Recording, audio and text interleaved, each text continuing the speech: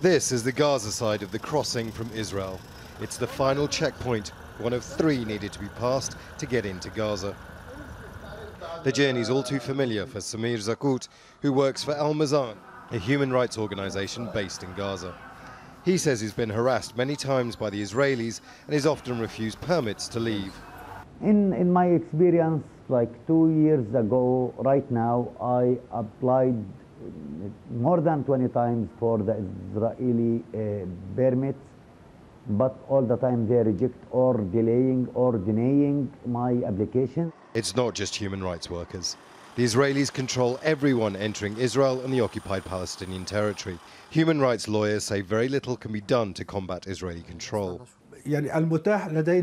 What can be done is limited given Israeli law. There is no law to regulate entry.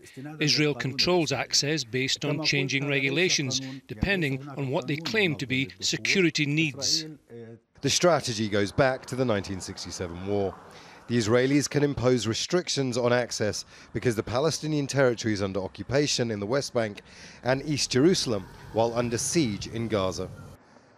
Various agreements between the Israelis and the Palestinians have tried to address right of access issues. However, things have just got harder for the Palestinians.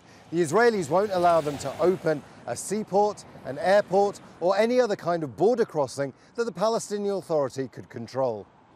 The HRW report also criticizes Hamas for not complying with international investigations, and it's critical of the Israeli army, which it says relies on human rights groups to provide it with information on human rights abuses that may have occurred during the 2014 Gaza war.